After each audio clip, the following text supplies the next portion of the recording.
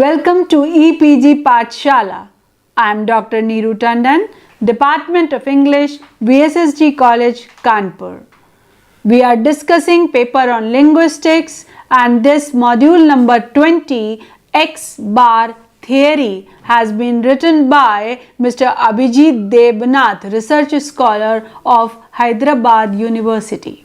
What is X bar theory? The name sounds bizarre. We are just curious to know what is this X bar theory and what it is doing with linguistics. So, resolving a structural representation, complex relationships between the various grammatical categories in a sentence, complex links and associations between several nodes in a phrase, clause or a sentence, a proper and precise representation of the relations between each word of a phrase, clause or sentence. We are concerned with X bar theory. Now, what is the phrase structure? Phrase structure rules. S is for sentence, where we have NP and VP both. Then NP we have determiner, noun. In the same way, on your screen you can see that an approach to understand the grouping of words into phrases, clauses and sentences is shown.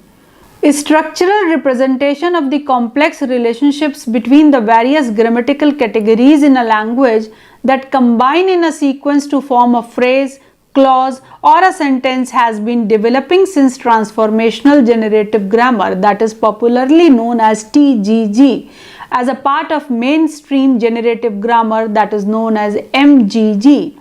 But a proper and precise relational representation was prepared in Chomsky's work to highlight and clarify at some symbolic representation the complex links between each word of a sentence existing directly or indirectly. There is a term X bar schema, SCHEMA. What's it? It allows formulation of several levels of complex relationships between any category and the lexical item contained in it. It avoids redundancy by copying the name and features of the lexical item to the top of the phrase, unlike PS rules. It is endocentric approach, improves representational adequacy for all constituents by allotting a head to a phrase and representing it at the maximal level. You can see this figure on your screen, which improves the representational adequacy for all constituents and allowing for the appropriate accommodation of all kinds of complex relationships between each constituent of a phrase, clause or a sentence. In addition, the implementation of X bar theory also allows proper solutions for a lot of computational needs that demands the representation of the structural complexity of human language for the purpose of dealing with natural language processing known as NLP. What is the need? We can say that the phrase structure rules were developed to represent noun phrases, verb phrases, adjective phrases and so on. But there was nothing to represent the property of a noun phrase representing whether the noun or the determiner or even an adjective modifying it should be somehow related to the verb in a verb phrase, where the relation of semantic roles as well as case has to be built between the verb and one of the categories in the noun phrase. Amount of branching was also not controlled, as addition of adverbs, multiple genitive constructions. Several amounts of branching from the topmost phrase at the sentence level representation in PS rules. PS rules also implied that one needs to create different rules each for each type of phrase, such as noun phrase, verb phrase, prepositional phrase, etc., as the representation did not distinguish between an integral category in the phrase and the other obligatory or optional categories inside it. This was exocentric in nature. Now, the better representation in X bar, you can say that the representation of lexical properties of a word at a phrasal level is endocentric in nature in X bar theory. Those properties are very strategically represented at a compositional level higher than the level of its entry in the structure at the phrasal level. Chomsky in 1970 given this formula on your screen. All phrases are conceptually headed by one head X. The head of the projection is a zero projection. Heads are terminal nodes, they dominate words. X theory distinguishes two further levels of projection. Complements combine with X to form X projections and adjuncts combine with X to form X projections, and the specifier combines with the topmost X to form the maximal projection XP. Now this is what I told you, that it is a visual representation of X bar schema. There are, however, limitations to what can be taken as a complement or a specifier by the head depending on whether it is a verb, a noun, a preposition or an adjective, and so on. These restrictions are actually explained by other modules of government and binding, such as case theory, theta criteria, and so on, besides several choice based restrictions upon the head, such as L selection, S selection and C selection, and are, however, not an integral part of the X bar module itself. A specifier, popularly known as a spec, is the sister node to X and together form XP. The complement YP is also a sister to the head X. The adjunct ZP can combine with only an X to form X again. The bars can also be understood as a projection of the properties of X. X's are all intermediate projections of X, and X or XP is the maximal projection of X. There can be several intermediate projections of X in the form of X1. What are the advantages of the schema? Of course, it helps accommodate several complements of X, such as double object constructions for giving, which must take two objects, the direct object, the book, and the recipient, him, for the book. In John gave him the book. See this tree diagram to understand it in a better way.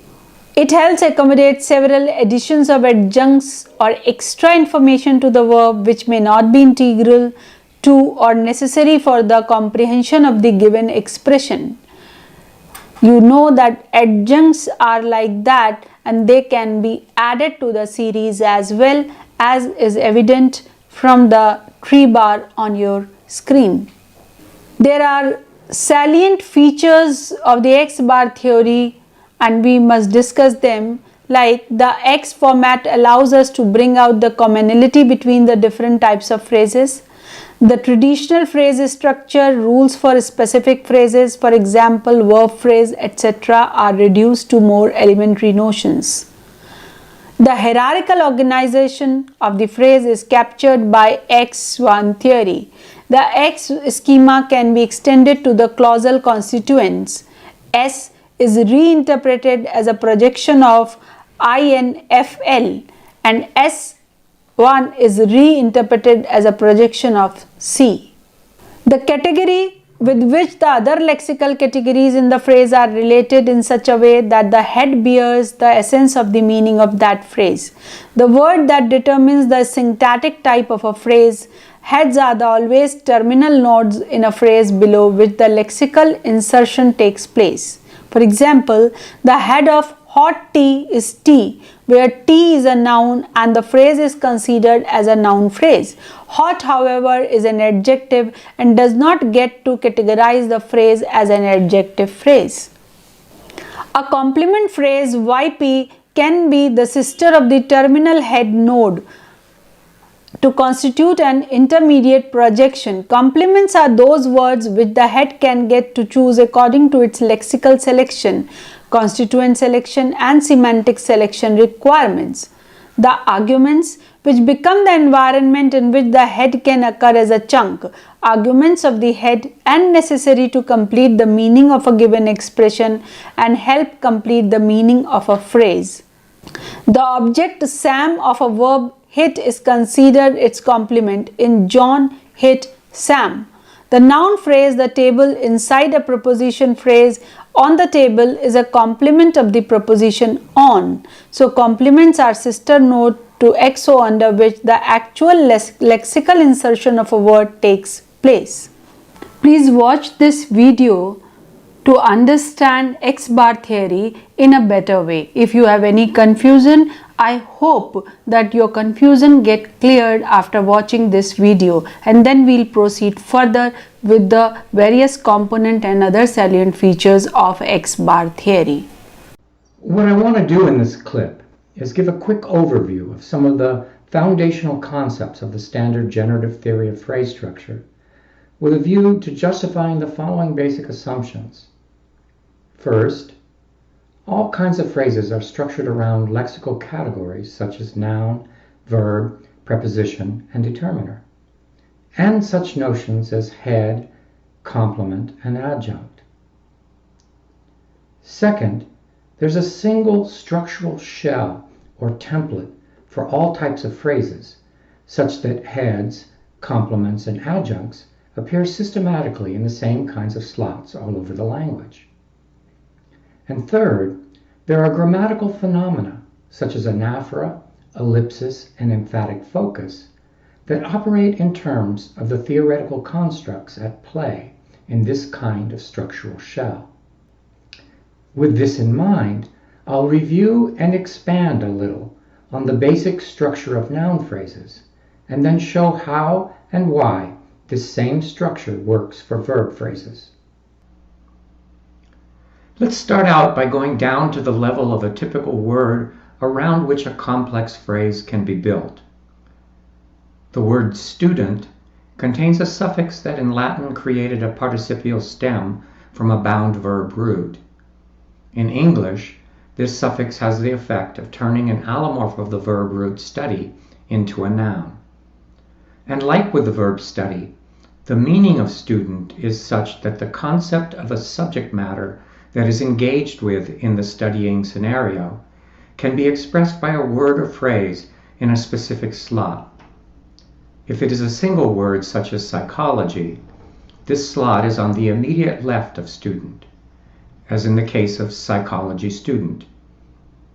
Otherwise, it's in a prepositional phrase headed by of on the immediate right, as in the case of student of psychology. Psychology student is a phrase of a kind that we call N-bar. Complements can be identified in the structure by the fact that they are always found right next to a head in an N-bar, P-bar, or some other bar-level phrasal container. This N-bar has the potential to combine with any number of adjunct modifiers. For example, we can add a word such as smart to specify an incidental attribute of a particular individual that we want to identify.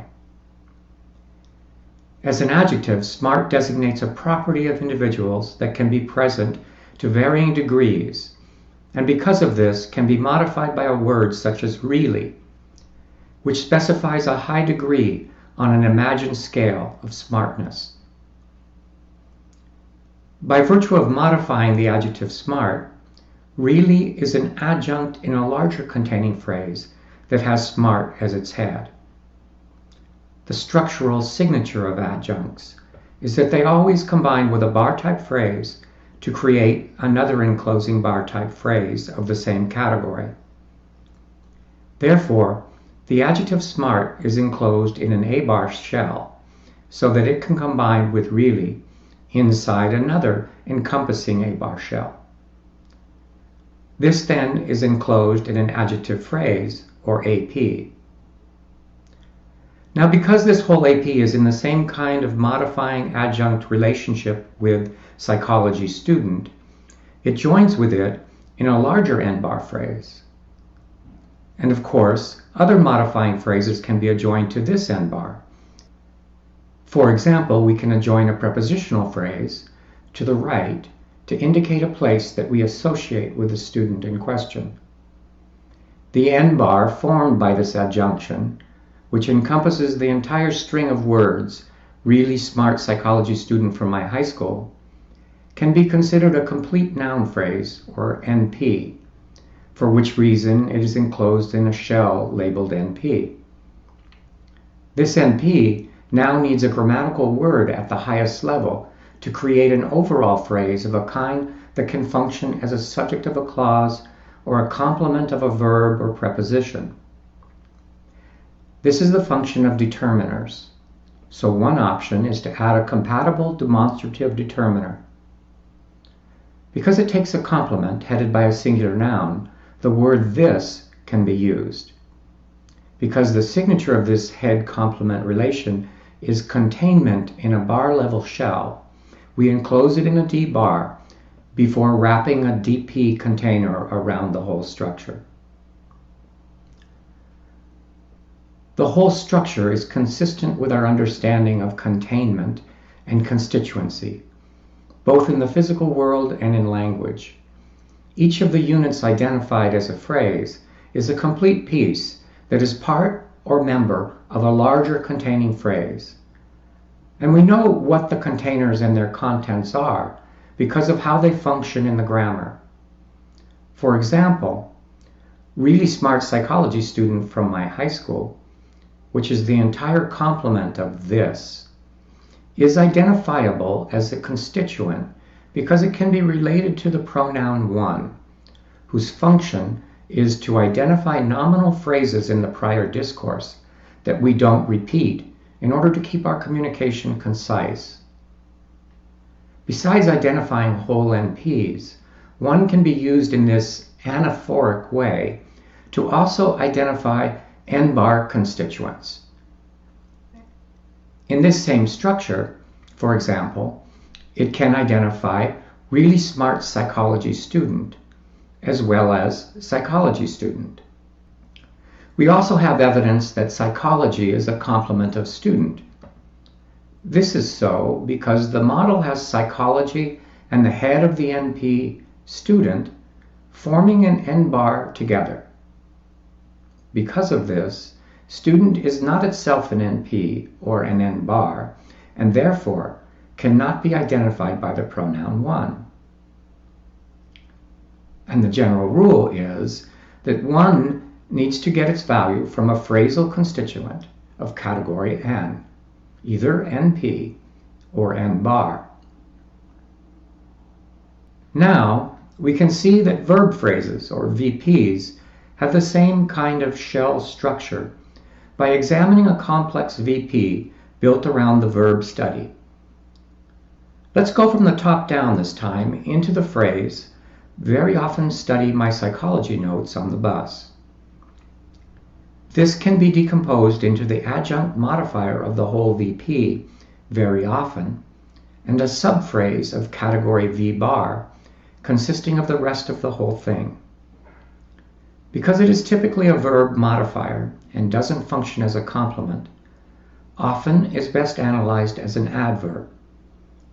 It forms a constituent with the degree adverb vary, which, like all adjunct modifiers, combines with a bar-level phrase to... A specifier spec can be the sister to the intermediate projection x12 combined into a constituent of the maximal projection xp. A specifier is a word added at the xp or x level as its sister node. The determiners such as the have been considered as a specifier of a phrase. Modifiers of noun phrase have been given the position of a specifier. For example, the subject of a sentence is always given the position of a specifier. An adjunct YP can be sister to only an intermediate node and never with any other node. To form an intermediate node X, adjunct is an extra information as is not necessarily integral to the basis comprehension of the given expression. For example, in the earlier example, the prepositional phrase "in the library" etc. can be done away with and still the basic meaning of give can be completely understood solely with the objects beside it. Earlier S was the head of the whole sentence, but now inflection became the head of the whole sentence. S, the subordinate clause beginning with, that was converted to CP or complement phrase with a C head. This would have an inflection phrase or IP as a complement, and the sentence representation would follow. The following comparison will make things clear. Through this diagram, you can understand the categorical representation with X bar. According to PS rules, the tree on the left depicts the whole sentence having its representation by an arbitrary symbolic representation of S, and the embedded clause Mary loves ice cream has S as the head.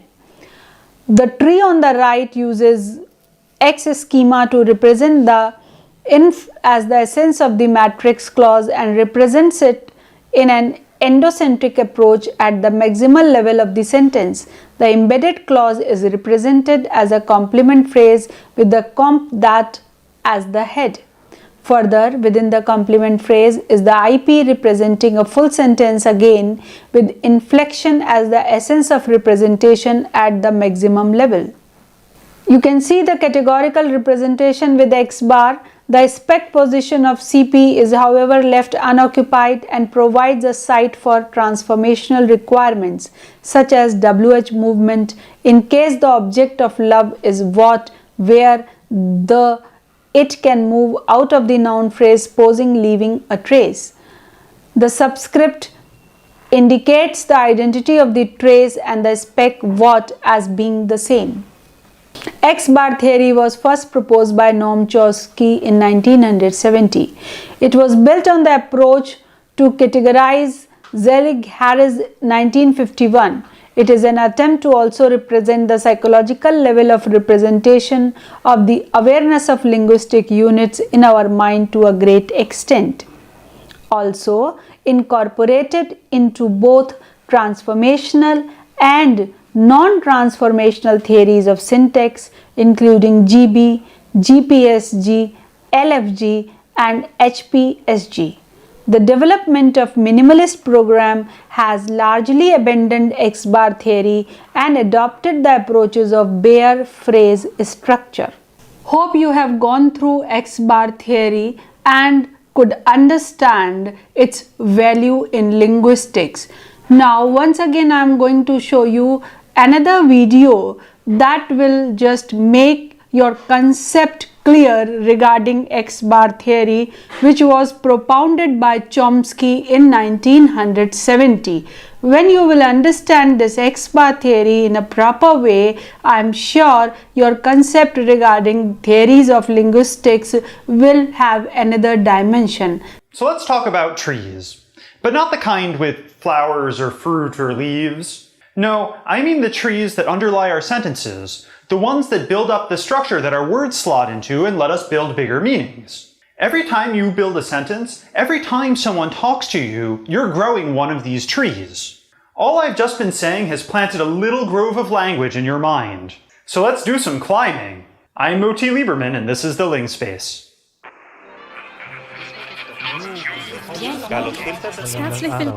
Welcome to the Ling Space.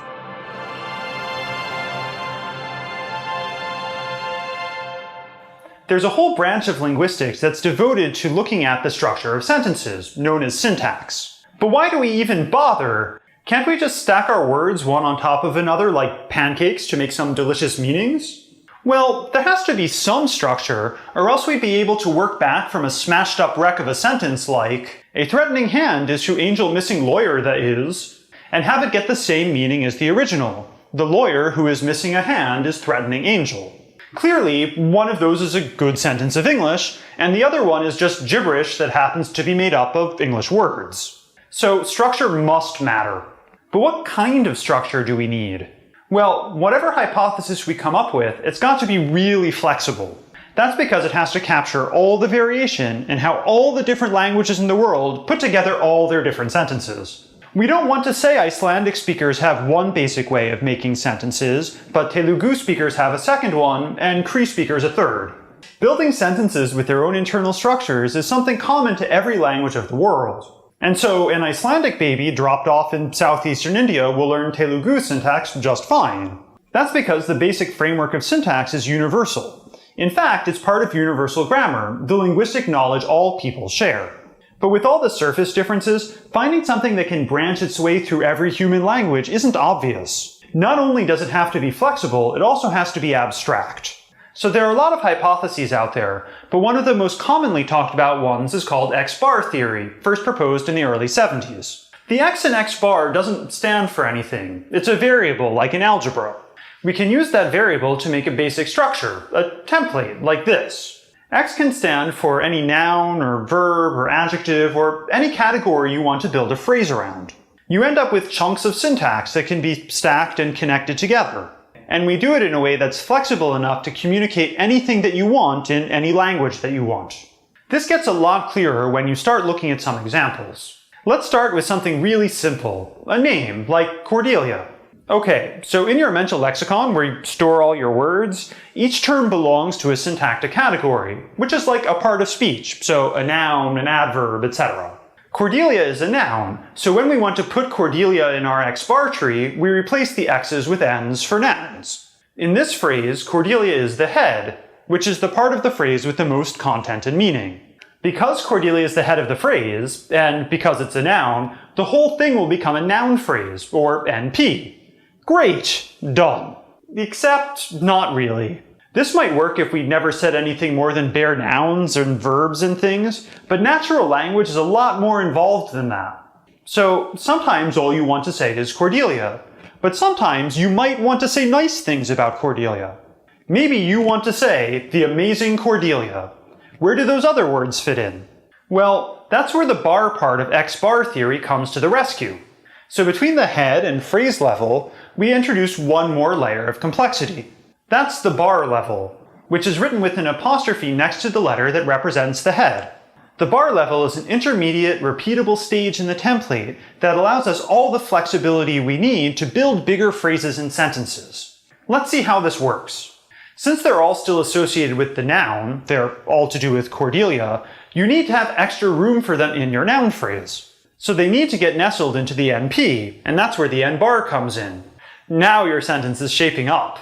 But wait, why bother having these intermediate stages at all? Even if we know all these words come together to make up a noun phrase, why put in all these extra levels of structure? Why not just put in an NP at the top, and then different labels for all the words below, so an N for the noun, an A for the adjective, etc. That'd be easier, right? Well, here's the thing. The reason we needed syntax in the first place was to give structure to how come sentences mean what they do and have the word order that they do.